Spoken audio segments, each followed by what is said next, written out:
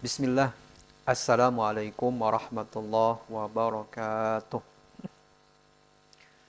Abda'u bismillahi musta'ina radin bihi mudabbiran mu'ina walhamdulillahi kama hadana ila sabilil haqqi wajtabana. Ahmaduhu subhanahu wa ashkuruh wa min masawi amali astaghfiruh wa asta'inuhu ala nailir ridha wa astamiddu lutfahu fima qada wa ba'd fa inni bil yaqini ashhad syahadatal ikhlasi alla yu'bad bil haqqi ma'luhun siwar rahmani man jalla an aibin wa an nuqsani wa anna khaira khalqihi muhammada man ja'ana bil bayyinati wal huda rasuluhu ila jami'il khalqi bin nuri wal huda wa dinil haqqi salla alaihi rabbuna wa majjada wal ali was sahbida wa man sarmada. Sahabat Gema Islam rahimani wa rahimakumullah, dan juga para pendengar setia Radio Riyadul Jannah yang semoga Allah Subhanahu wa taala senantiasa merahmati antum semua. Melanjutkan pembahasan yang tertunda pada pertemuan sebelumnya, masih di Kutub Isnataini wa Tis'ina Tariqatan li ta'widi auladika 'ala shalah. Itu 92 cara yang mudah agar anak terbiasa sholat. Kita telah membahas kurang lebih 74 poin tentang cara mudah membiasakan anak sholat. Akan tetapi ini semua tentu adalah merupakan karunia Allah bagi siapa saja yang Allah berikan amanah berupa anak, terutama anak laki-laki. Kita hanya ikhtiar, kita hanya berusaha, dan selanjutnya kita serahkan kepada Allah Subhanahu wa taala. Maka oleh karena itu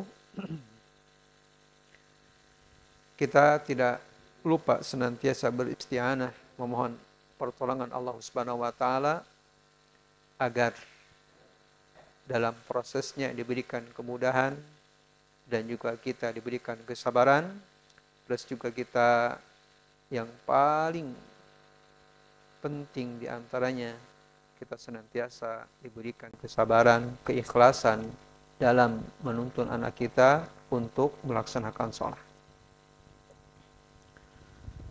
Sahabat Gema Islam rahimani wa rahimakumullah. Poin selanjutnya, poin ke-75, yaitu menyesuaikan antara pemberian hadiah dan juga ancaman atau mungkin ukubah. Hal ini tentunya bagi mereka yang memiliki lebih dari satu anak. Antara anak satu dan kedua yang terkadang karakternya berbeda-beda. Nah, ketika anak belum terbiasa melaksanakan sholat, atau senantiasa kalau sholat ya mesti tawar-menawar dulu misalnya. Nanti kalau saya sholat apa hadiahnya? Atau misalnya kalau saya tidak sholat apa dosanya? Dan lain sebagainya. Maka di sini orang tua harus berperan menyesuaikan baik dalam pemberian hadiah bagi mereka yang taat melaksanakan sholat, atau berupa ukubah, ancaman bagi mereka yang tidak atau belum melaksanakan sholat. Nah, tentunya di sini orang tua harus mengetahui apa tingkatan hadiah yang layak bagi anak yang pertama misalnya, yang mungkin usia 10 tahun, yang mana usia anak 10 tahun kalau tidak melaksanakan sholat, maka dipukul. Dan tentunya pukulan dengan pukulan untuk mendidik, bukan untuk menyiksa. Berbeda hanya dengan anak mungkin kurang dari 10 tahun. Usia 7 tahun misalnya, yang mereka hanya untuk diperintah mengenalkan bahwa Anda atau Ananda mesti melaksanakan sholat.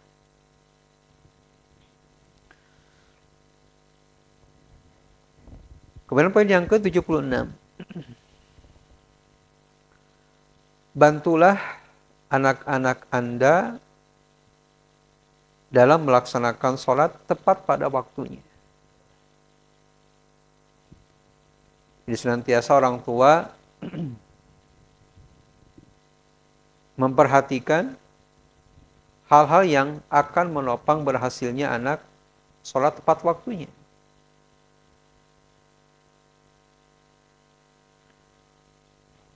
Nah, anak dengan izin Allah Subhanahu wa taala akan tepat pada waktunya, diantaranya ada 5 poin yang mesti orang tua memperhatikan agar anaknya tepat melaksanakan sholat pada waktunya. Yang pertama, orang tua tidak menyediakan makan menjelang waktu sholat. Misalnya, kalau makan siang antara duhur sampai asar misalnya.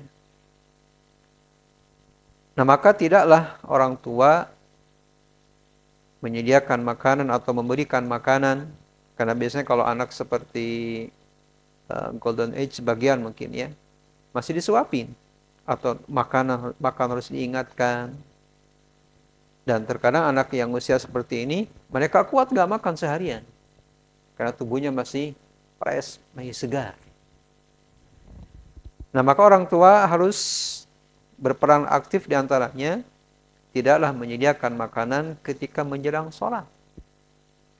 Baik itu sholat siang, yaitu duhur dan asar, atau waktu-waktu yang pokoknya ketika menjelang sholat, di stop dulu. Ditahan dulu. Hingga benar-benar anak melaksanakan sholat. Dan tentunya ini dilakukan apabila anak mungkin ya pagi-pagi udah sarapan, udah ada asupan makanan. Ya. Walaupun tadi disebutkan bahwa anak usia golden age ini mereka kuat fisiknya itu, walaupun mungkin belum menyantap makanan dari pagi. Tapi diusahakan bahwa menu makan sehat pagi-pagi misalnya udah masuk ke tubuh anak. Sehingga tatkala waktu sholat datang, duhur misalnya, anak kuat fisiknya. Dan ini terutama terjadi kalau misalnya anak libur sekolah. Mungkin di sebagian sekolah, sekolahnya full day, yang dilaksanakan dari hari Senin sampai Jumat. Nah, mungkin terutama hari Sabtu dan Ahad. Maka orang tua harus memperhatikan waktu makan anak-anak. Poin yang kedua, dalam rangka membantu anak untuk tepat sholat pada waktunya,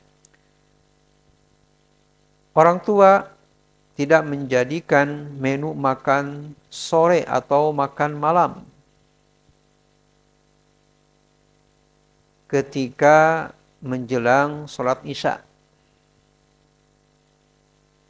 Jadi kalau makan mungkin sehari 3 kali, sarapan pagi-pagi, kemudian makan siang, dan ketiganya makan malam, maka dihindari untuk makan ketika menjelang waktu isya.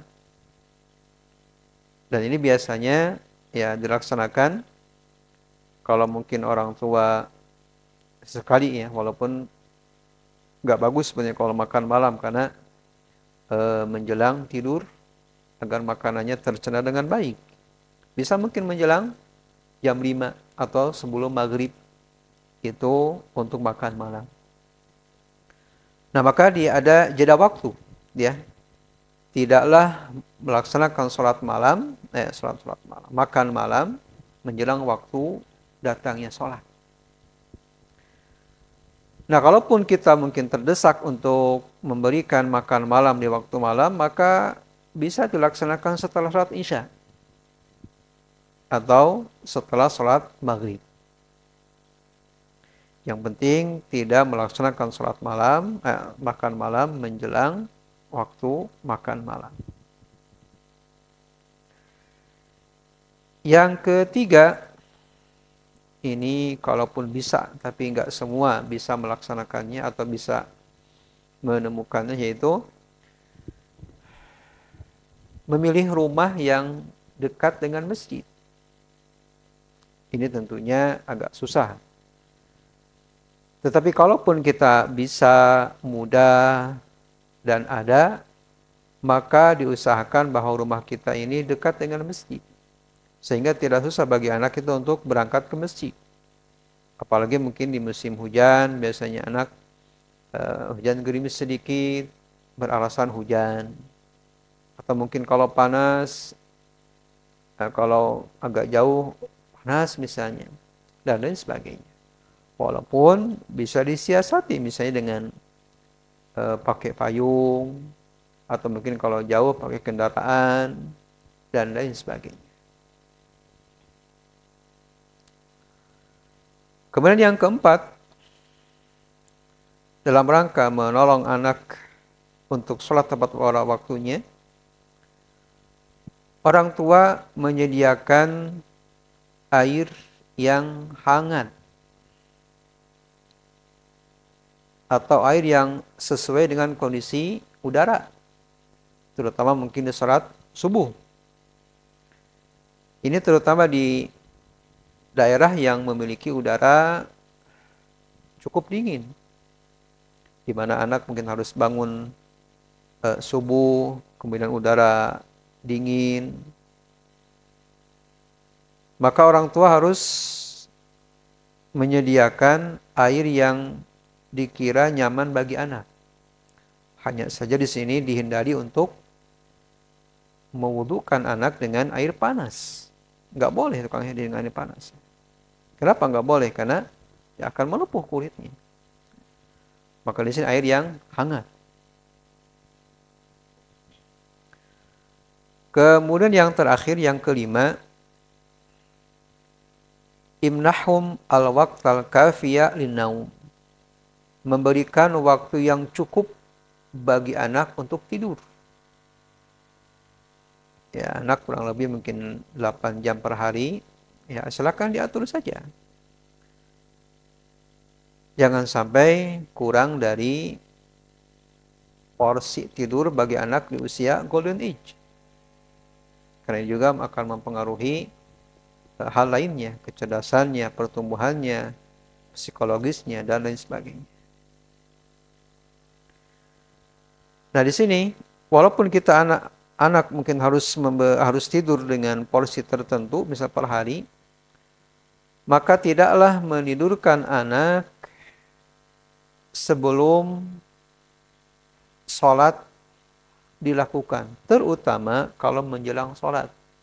Misal kalau anak tidur siang, qailulah misalnya, maka tidaklah menidurkan anak menjelang sholat zuhur, atau misalnya qailulah menjelang sholat asar, maka itu dihindari. Atau misalnya anak biar tidak ngantuk di sekolah, biar cepat bangun, maka tidaklah anak membiarkan tidur sebelum isya. Karena anak biasanya kalau ya bangun pagi, kemudian siang tidak tidur, itu otomatis menjelang isya itu udah ngantuk anak. Nah, maka di sini orang tua harus bisa menghibur anak agar tidak dulu tidur sebelum ia melaksanakan sholat isya.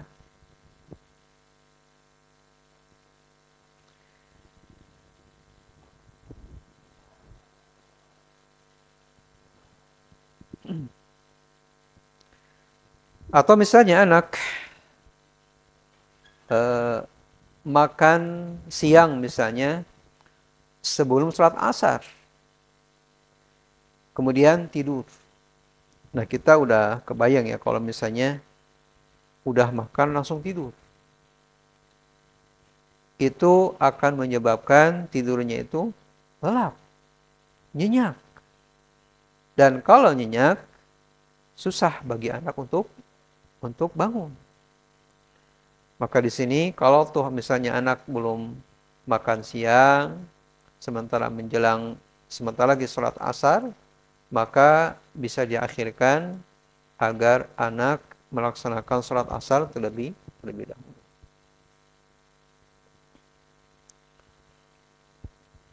Sahabat gempa Islam rahimani wa rahimakumullah. Poin yang ke-77. Berusaha menanamkan tanggung jawab pada diri anak tentang ibadah. Nah, ini agak sulit memang. Karena di mana anak belum terkena taklif, anak masih senang main, anak belum dewasa, dan lain sebagainya. Tetapi sebagai orang tua harus berusaha agar anak merasa tanggung jawab bahwa dia harus ibadah kepada Allah. Di antara ibadah yaitu sholat.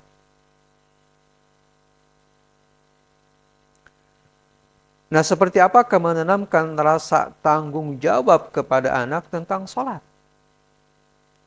Di antaranya, orang tua senantiasa mengulang-ulang ibarah atau perkataan kepada anak. Contohnya, ana amartuka bis-shalah. Nah, aku memerintahkanmu untuk sholat. Dan engkau, wahai anakku, akan dihisab kelak di hadapan Allah. Yang mana kita tahu bahwa perjalanan kita di akhirat kurang lebih 10 fase yang mesti kita alami. Yang pertama, setelah kita meninggal, kita masuk ke alam kubur atau alam barzakh. Kita menunggu di sana sampai datangnya kiamat. Kemudian setelah kiamat itu malaikat meniup sangkakala, hancurlah bumi. Kemudian hari kebangkitan. Di hari kebangkitan kita dikumpulkan di padang mahsyar. Di padang mahsyar ada apa? Di antaranya ada hisab. Ada mizan, ada haud, ada syafa'ah, ada sirat. Dan setelah itu ada surga dan neraka. Nah, perjalanan seperti ini hendaklah orang tua senantiasa mengulang-ulang kepada anak. Agar tertanam dalam hati anak bahwa dunia ini sementara. Dunia akan kita tinggalkan. Kita akan berpindah kepada alam yang itu adalah alam asli atau kehidupan asli kelak kita di akhirat. Apa yang kita lakukan akan dimintakan pertanggungjawaban di hadapan Allah Subhanahu wa taala. Maka sebelum hal itu terjadi, kita harus mengedepankan yang terbaik di hadapan Allah Subhanahu wa taala. Di antaranya kita melaksanakan ibadah yaitu salat. Dan orang tua tidak bosannya mengingatkan dengan ucapan ana khaifun 'alaika minan nar. Dan aku merasa takut engkau masuk kepada kepada neraka. Dan di sini ajarkan doa, Allahumma inni as'alukal jannah wa a'udzubika minan nar. Ya Allah, aku memohon kepadamu surga dan aku memohon perlindungan dari api neraka. Dan orang tua juga senantiasa mendoakan anak. Aku berdoa kepada Allah agar engkau masuk surga. Maka, wahai anakku, fakhtar li nafsik ayat taliqaini turi. Wahai anakku, pilihlah dua jalan, gak ada yang ketiganya. Apakah jalan ke surga dengan cara kita melaksanakan ibadah di antaranya sholat sekarang di dunia, dan naudzubillah kita masuk neraka dengan cara meninggalkan sholat. Sahabat gempa Islam rahimani wa rahimakumullah. Poin yang ke-78. Irwi wala li waladika ma sami'tahu fil muhadarat allati dhahabta ilaiha. Nah, di sini bahwa orang tua berusaha untuk mengisahkan kepada anak-anakmu apa yang engkau dengar dari kajian yang engkau pergi kepadanya. Berarti di sini orang tua dituntut untuk menghadiri kajian atau mungkin mendengarkan kajian via YouTube atau live streaming dan lain sebagainya. Atau engkau menceritakan kembali apa yang engkau baca dari kitab. Misalnya, bisa dengan kau tadi menceritakan apa yang kita dengar di kajian. Bisa dengan membawa anaknya. Jadi anak dibawa, dengan sebelumnya kita mungkin membriefing dulu agar anak tidak mengganggu atau tidak gaduh ketika kajian. Nah, setelah kita pulang, boleh kita tanya jawab sama anak. Nah, apa yang kau pahami dari kajian tadi? Apa yang engkau tanggap, apa yang engkau simpulkan dari kajian tadi. Nah, mungkin anak berdasarkan tahapan pemahamannya, mungkin anak akan menyebutkan apa yang ia pahami. Nah, kalau anak misalnya sudah menyebutkan, nah kita melengkapi. Atau misalnya kita mengulang apa yang kita baca dari kitab yang ketika baca anak ada. Atau mungkin anak kita ajak baca. Dan di sini dianjurkan bahwa setiap rumah itu memiliki maktabah kecil, memiliki perpustakaan kecil. Hiasi tempat-tempat yang dikira sering kumpul itu dengan buku-buku bacaan. Menghindari di tempat yang sering kita kumpul dengan barang-barang yang antik yang hanya untuk jadi pajangan. Gak ada faedahnya. Nah, ketika kita kumpul, kita mungkin baca buku bareng-bareng. Nah, ketika kita sedang membaca, anak pun membaca, kita tanya jawab sama anak. Nah, apa yang kau pahami? Atau misalnya kita menceritakan apa yang kita pahami dari bacaan, itu pun insya Allah dengan izin Allah akan menguatkan pemahaman anak tentang agama.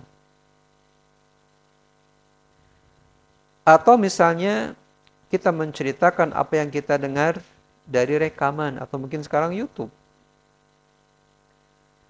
Terutama yang kita dengar, yang kita ceritakan, hal-hal yang dekat, sangat berkaitan dengan sholat, dan yang berkaitan dengan hari akhir. Contoh, di sini memberikan contoh ada 3 contoh. Misal orang tua mengatakan kepada anaknya, nah hari ini telah berkata Syekh Fulan misalnya dalam kajiannya tentang adab kubur. Bahwa adab kubur pasti adanya begini misalnya. Atau misalnya dengan menceritakan apa yang kita pahami dari bacaan misalnya. kita menyatakan kepada anak kita, "Nah, aku telah membaca buku hari ini, itu buku baru." Nah, biasanya kita semangat membaca itu kalau ada buku baru. Tentang buah dari melaksanakan sholat. Atau misalnya ancaman bagi mereka yang tidak melaksanakan sholat. Atau misalnya dari rekaman atau mungkin YouTube. Karena anak kalau misalnya diajak serius, biasanya anak susah untuk memahaminya biasanya. Lain halnya mungkin anak dengan mungkin gambar-gambar yang mungkin lucu, itu baru anak tertarik. Tetapi kalau serius, biasanya anak nggak tertarik. Nah, maka orang tua menceritakan apa yang ia pahami dari muhadharah, dari kajian, sehingga anak lebih paham atau mendapatkan hal yang baru tentang sholat.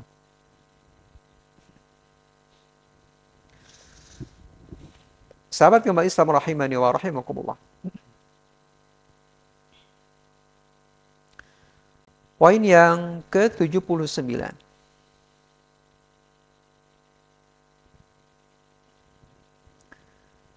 Melakukan amal bersama. Melakukan amal bersama ini bisa dilakukan dengan kerabat dekat. Atau tetangga dekat. Jadi kita di hari-hari mungkin anak-anak libur, terkadang anak tetangga ke rumah kita, atau mungkin anak kumpul di mana gitu ya, di tempat yang mungkin di sana anak senang bermain.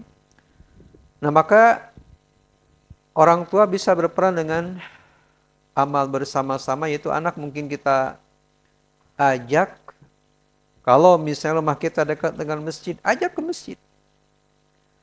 Ajarkan kepada anak tata cara wudhu atau praktek wudhu.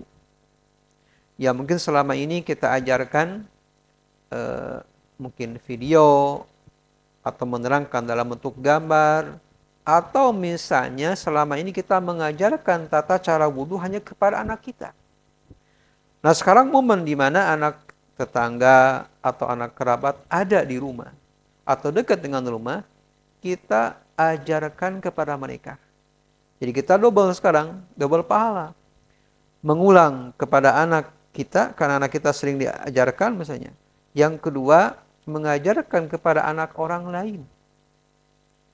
Yang bisa jadi mereka belum sempat, belum tahu, belum pernah mendapatkan pengajaran praktek wudhu.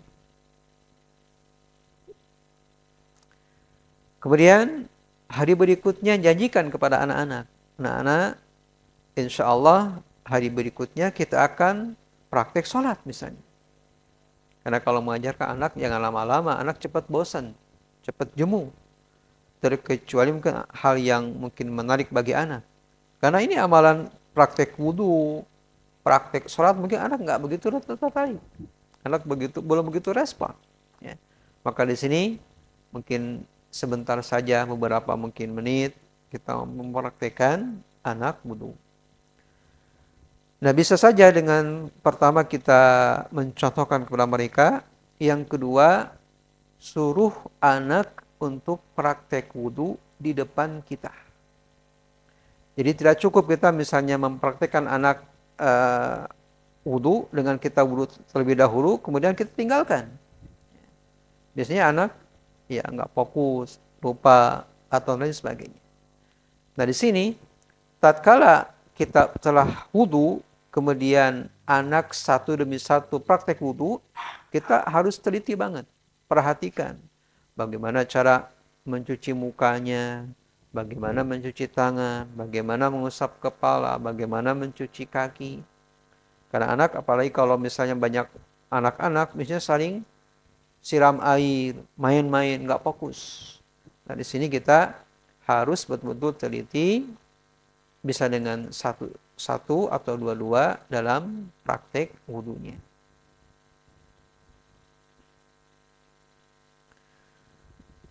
Nah, setelah kita mengadakan praktek wudu dan juga sholat, diadakan perlombaan. Nah, biasanya kalau lomba anak tuh seneng, ya. Lomba adzan, gitu ya, karena suara mereka sedang keras-kerasnya, mereka seneng. Ya. Lomba wudu, lomba sholat,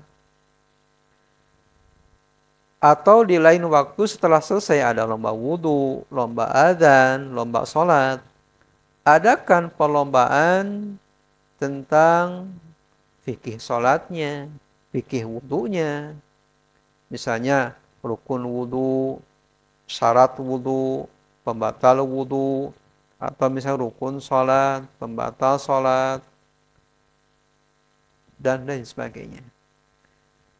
Nah, dengan demikian, anak akan senantiasa terpaut dengan yang namanya wudu dan juga sholat.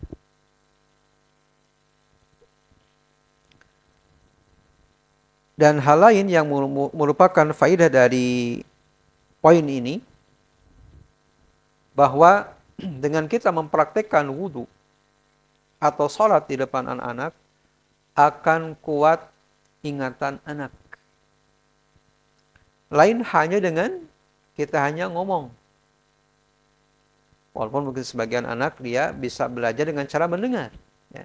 Tetapi dengan praktek itu lebih besar ingat anak daripada selainnya.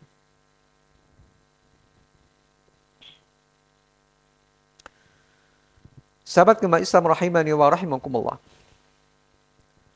Poin yang ke-80.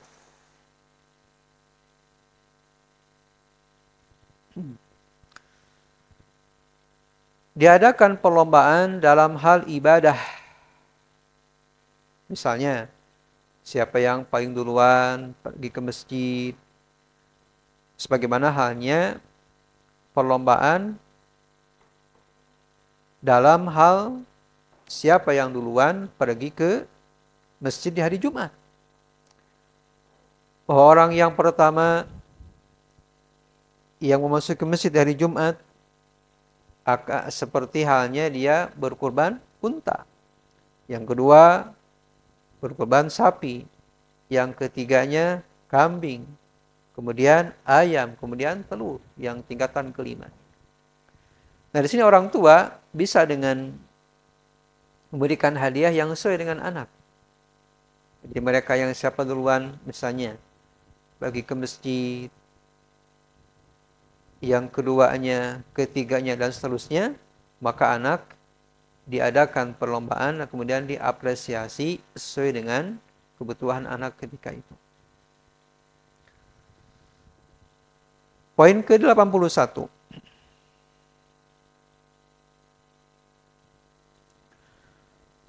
Menyediakan kepada anak buku atau mungkin rekaman atau mungkin downloadan yang menceritakan tentang nama-nama Allah dan sifat-sifatnya.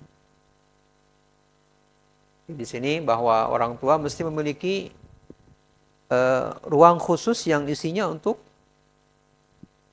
kumpul bersama, ada bacaan buku, atau mungkin bisa dengan bareng-bareng kita menonton rekaman atau downloadan tentang sholat, tentang wudu, tentang orang yang enggan sholat, adab kubur, nikmatnya surga, adab neraka, dan lain sebagainya.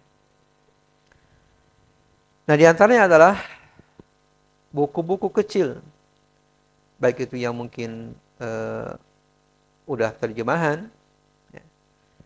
Nah, anak biasanya menyenangi membaca buku kalau ada gambar yang menarik. Dan sekarang alhamdulillah bahwa asatidzah di sebagiannya mereka membuat karya dalam bentuk buku yang ada gambarnya.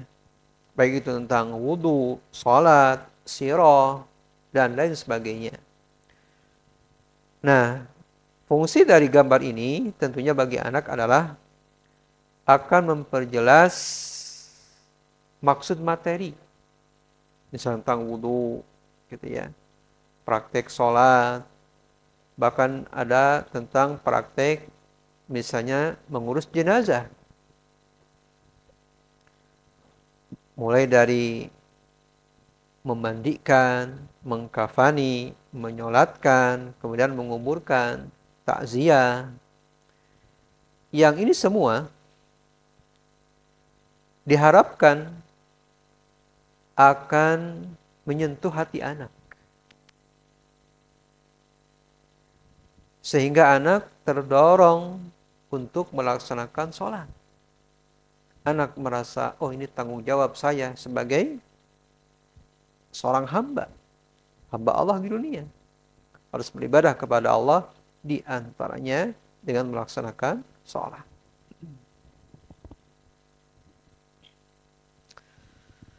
Poin yang ke-82.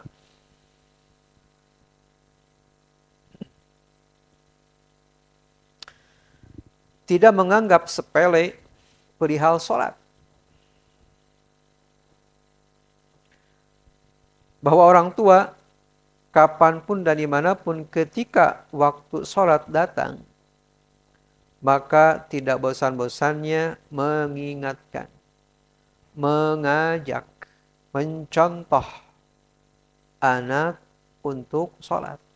Misal, anak ketika di luar rumah, misal main di rumah tetangga, atau misalnya kita sedang safar bersama anak, bahwa sholat tidaklah gugur kewajibannya dengan safar misalnya, atau dengan sakit. Tetap yang namanya sholat mesti dilakukan. Atau misalnya ketika ziarah, atau sedang rihlah misalnya, jalan-jalan ke gunung misalnya, atau ke tempat-tempat yang pokoknya jauh dari rumah. Maka orang tua harus senantiasa mengingatkan untuk sholat. Atau misalnya anak tidur di rumah tetangga misal, atau kerabat begini. Anak mungkin tidur di rumah neneknya, kemudian rumahnya dekat dengan kita, maka kita senantiasa mengingatkan anak untuk sholat. Atau misalnya jauh, dengan telepon kepada keluarganya, agar anak kita melaksanakan ibadah sholat.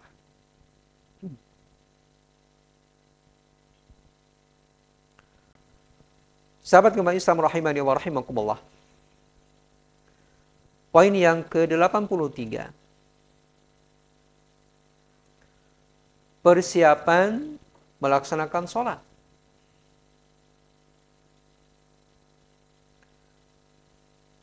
Hal ini bisa dilakukan dengan persiapan sebelum datang waktu sholat. Misal, 20 menit menjelang sholat, orang tua harus menyiapkan segalanya. Menyiapkan diri sendiri untuk sholat, kemudian menyiapkan anak-anaknya.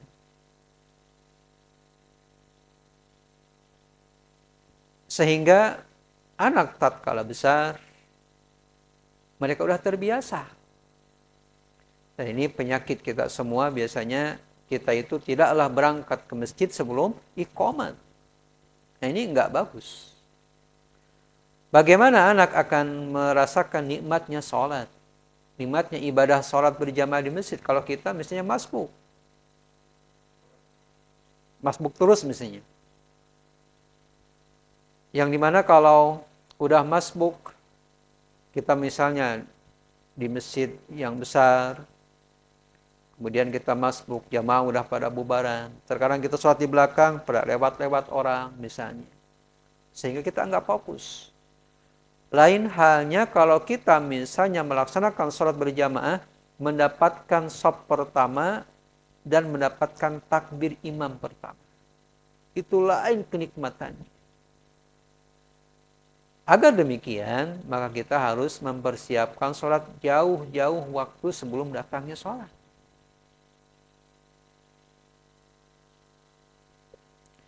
Dan dibiasakan kepada anak kita agar kita tidak masbuk sholatnya.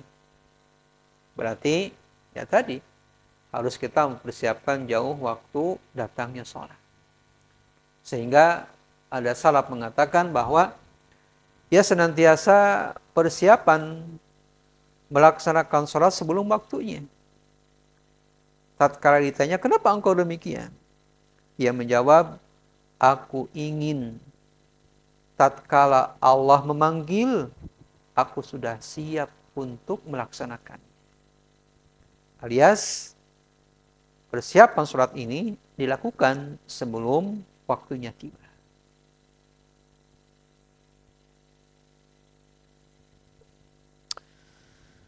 Poin yang 84.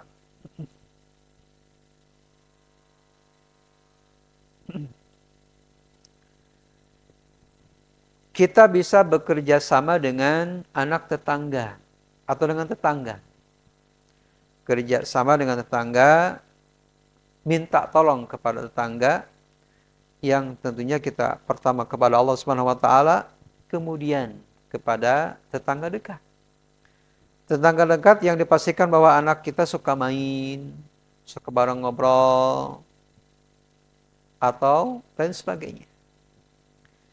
Nah, maka di sini kita sebagai orang tua meminta tolong kepada orang tua anak tetangga yang mereka memiliki anak yang sudah misalnya udah dewasa atau udah tamyiz. Karena terkadang anak kalau diajak sama kita, misalnya anak tuh kadang agak susah. Lain halnya dengan dia udah memiliki teman dekat dengan anak tetangga, biasanya responnya cepat. Kapanpun dan dimanapun sedang main, kalau diajak sama anak tetangga, cepat responnya.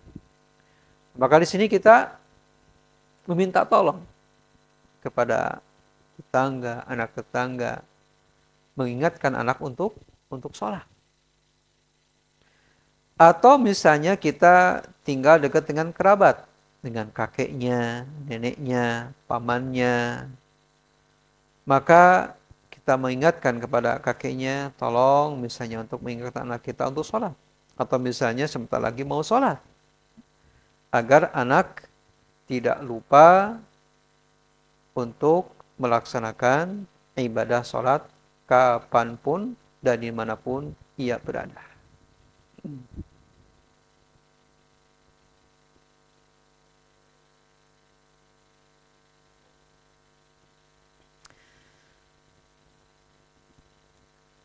Sahabat Islam, rahimani wa rahimakumullah.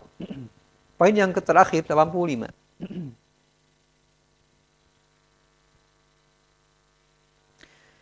Ini khusus bagi anak perempuan. Yang mana ini ditujukan kepada ibu.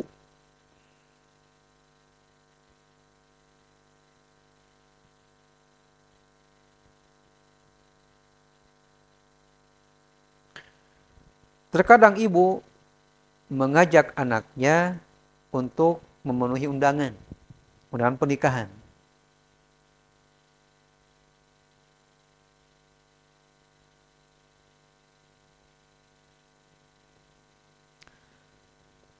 Nah, anak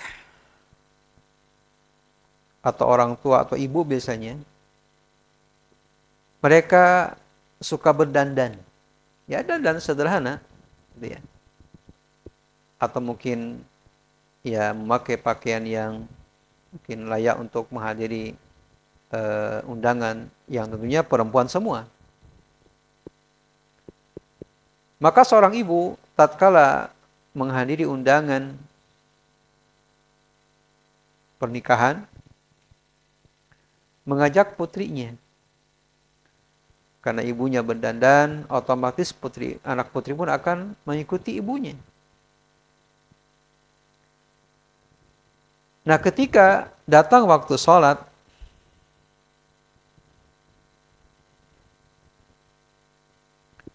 Maka seorang ibu tidak sungkan untuk mengingatkan anak untuk sholat. Dan kalau misalnya anak belum memiliki wudhu, maka orang tua atau ibu harus mengingatkannya untuk wudhu. Terutama kalau misalnya jarak antara menghadiri walimah dengan pelaksanaan sholat masih jauh. Misal dari pagi misalnya sampai duhur. Walaupun kalau di Arab itu mereka mengadakan walimahnya itu sore atau malam. Jadi mereka biasanya menemui undangannya itu malam, pada Isya misalnya. Sehingga tidak terganggu untuk sholat. Tapi kalau misalnya ketika menghadiri undangan walimah, datang waktu sholat, dan belum punya wudhu atau batal wudhunya, maka ibu harus mengingatkan putrinya untuk wudhu terlebih dahulu, walaupun harus menghapus bedaknya. Kan terkadang anak menawar, ibu bagaimana bedaknya yang telah aku pakai di wajah misalnya. Yang mana mungkin bedaknya ini bedak berharga dan lain sebagainya. Nah, maka di sini orang tua atau ibu tetap harus mengingatkan anak untuk sholat tepat pada waktunya. Tidak membiarkan misalnya apa-apalah anak kan masih kecil, nggak usah sholat misalnya. Naudzubillah, jangan. Tetap harus nego orang tua atau ibu kepada anaknya, kepada putrinya, agar tetap melaksanakan sholat. Dan kalau misalnya sebelum sholat tidak memiliki wudhu, maka harus berwudhu terlebih dahulu.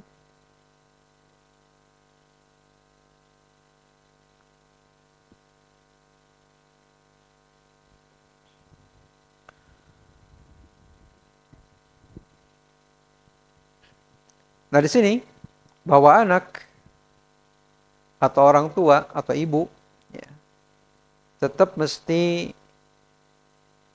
memerintah dan memastikan anaknya, putrinya untuk sholat agar tidak terlambat untuk melaksanakan sholatnya. Dan hindari perkataan seperti ini misalnya. Sholli idza raja'na. Nah, sholatlah kalau nanti sudah sampai ke tempat kita, sudah kembali. Nah, di sini bahwa orang tua tidak boleh mengatakan demikian karena kita nggak tahu. Ketika datang waktu sholat, kita mengakhirkannya. Hanya udzur misalnya tadi, udzur di tempat pernikahan atau misalnya karena bedaknya masih tebal. Itu perkara duniawi. Maka di sini Ma'alif mengatakan, wahdari ayyatuhal ummu antaquli libnatiki sholli idza raja'na. Hati-hatilah wahai ibu untuk mengatakan kepada putrimu, sholatlah nanti kalau udah kita kembali. Karena dikhawatirkan ketika kita kembali, waktunya udah habis. Nah, maka di sini kita terkena dengan ayat Al-Quran, fawailul lil musallin alladzina hum an salatihim sahun. Kecelakaan bagi orang yang sholat, yaitu mereka yang lalai dari melaksanakan sholatnya, yaitu menunda-nunda sampai berakhir waktunya. Dan terakhir, wantabihi anti aydan li'annaki amarti bima'siyah. Nah, seorang ibu atau mungkin bapak bisa juga dengan mengatakan, nanti aja sholat ketika pulang. Ini sama dengan orang tua memerintah maksiat kepada Allah. Maka janganlah engkau bakar jiwamu, kemudian bakar engkau bakar putrimu dengan api neraka karena tadi. Karena kita hanya mendahulukan perkara dunia, yaitu kita mendahulukan karena sedang di undangan, bedak sudah tebal, sayang kalau dicuci nanti akan mubadir, dan lain sebagainya. Maka ini perkara dunia, maka tidak menjadikan alasan untuk sholat pada waktunya. Sahabat kembali Islam rahimani wa rahimakumullah, mungkin itu saja yang dapat kami sampaikan dalam pertemuan kali ini. Mudah-mudahan bermanfaat khusus bagi diri kami dan umum bagi semuanya. Barakallahu fiikum.